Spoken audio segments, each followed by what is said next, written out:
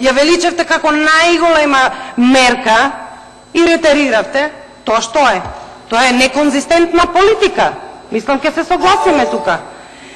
Значи, истовремено повисоките придонеси за социјално осигурување ќе генерираат дополнителни приходи. Прелиминарно, тимот проектира фискалниот дефицит да се прошири до 2,5% од БДП во 2020 година, а сегашните 1,8% во 2019 година објаснуваат монетарците. И уште едно, само една дилема. Ако се ова што вие го велите е така, зошто последното истражување на УСАИД на бизнисмените, дали и колку се задоволни од економските политики на државата, само 13% се изјасниле дека се задоволни, а останатите 40% не.